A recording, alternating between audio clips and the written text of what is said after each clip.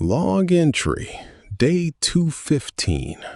The CO2 scrubbers were at 79% efficiency, and I could not put it off any longer. For context, the DIDP life support system processes the air in my living module through a series of biofilter canisters packed with lithium hydroxide granules and a secondary bacterial scrubbing membrane. The lithium hydroxide handles the bulk CO2 absorption. The membrane catches what the granules miss. Together, they keep the air breathable for one human being for 12 months, assuming that human being performs routine maintenance on schedule. I had not performed routine maintenance on schedule because I had been slightly preoccupied with the collapse of reality. The biofilter access panel is located behind the water recycler, which is located behind the equipment storage rack, which is located in the least accessible corner of the module specifically so that no one would be tempted to interfere with it unnecessarily.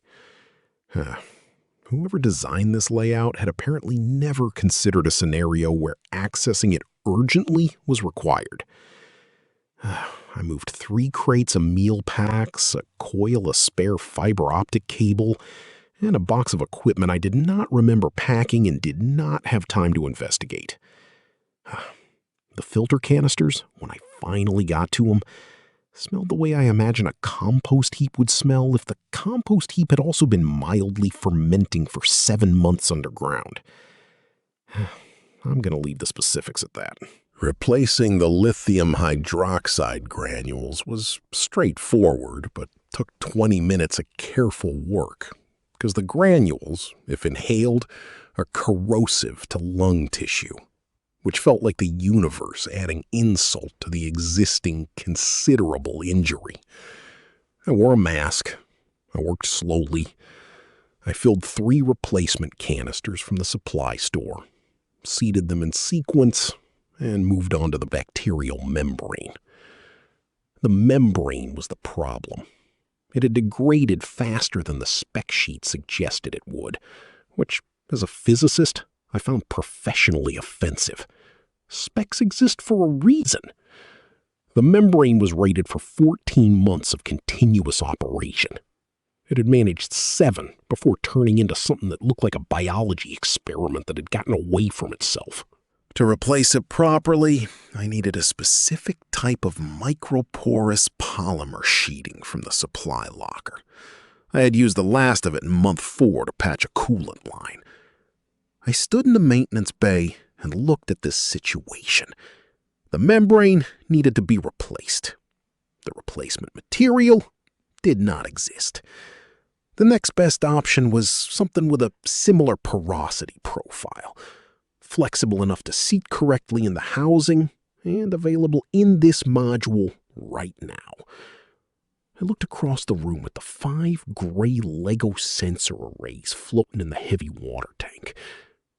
The ABS plastic and Lego bricks is not microporous polymer sheeting. But if I disassembled 2 of the arrays and used the flat plate elements to create a layered lattice structure, the gaps between the stacked plates would create a functional approximation of the membrane's filtration profile. Not as efficient, not rated for anything, but better than breathing air that was slowly becoming less air and more something else. I am sorry, Han. Again. I pulled 2 of the 5 arrays out of the service hatch, disassembled them at the workbench, and spent 40 minutes building a layered filter lattice out of components that had been, 3 months ago, part of the port engine nacelle of the most beautiful thing I had ever built. It worked. The scrubber efficiency climbed back to 91% within 20 minutes of reinstallation, which was not perfect, but was firmly in the survivable range. The cost was that I now had 3 boundary sensors instead of 5.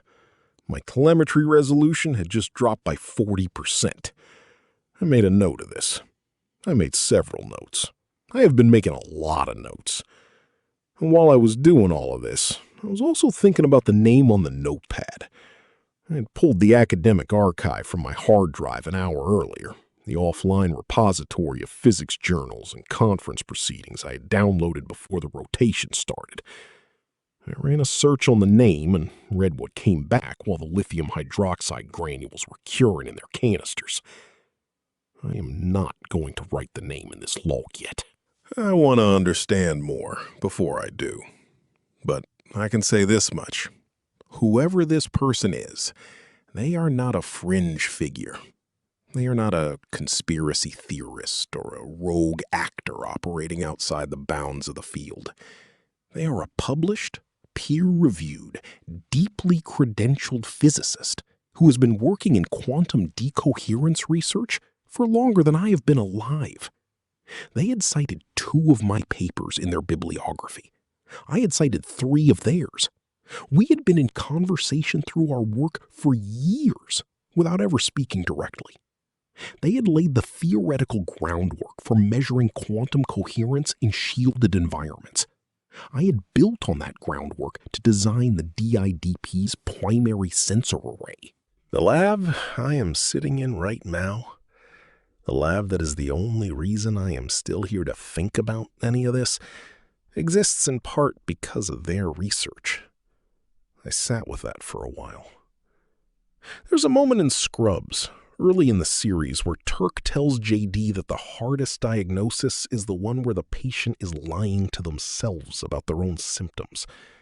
He doesn't mean it as a metaphor, but JD takes it as one and spends the rest of the episode realizing he's been misreading his own situation the whole time, seeing what he expected to see rather than what was actually there. I had been thinking about Veritech Elliot's phrase since the signal died. A mirror, not a window. A superposition flash showing me what my brain constructs from desire and fear, rather than what timeline B actually looks like. And the problem was that I could not stop the phrase from spreading.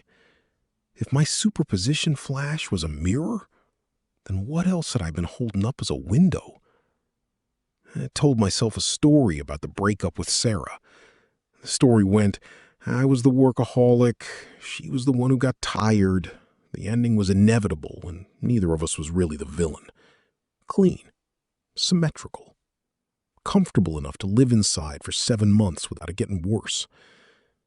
But the mirror not window logic applied to memory the same way it applied to quantum flashes. Memory is reconstructive. It shows you what you need to see, weighted by what you're afraid to see. My mother had a word for people who refused to be witnessed clearly. She used it about my father once, quietly, when she thought I was asleep. She had not used it unkindly, just accurately, the way she says most things. I was 34 years old and 2 miles underground, and I was starting to think she might have been talking about me.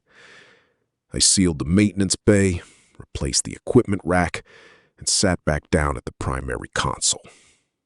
3 sensor arrays instead of 5. I pulled up the boundary telemetry and ran a fresh scan to see what the reduced resolution showed me. The collapsed boundary was still moving inward. That was expected. What was not expected was the shape of the movement. 5 sensors had given me a roughly spherical collapse pattern, uniform pressure from all directions. 3 sensors gave me lower resolution, but it was enough to see that the sphere wasn't a sphere. It was slightly deformed, asymmetric. One section of the boundary was pushing inward faster than the rest, the way a bruise spreads from a point of impact rather than evenly across skin. I adjusted the sensor positions to get the best triangulation I could with what I had left.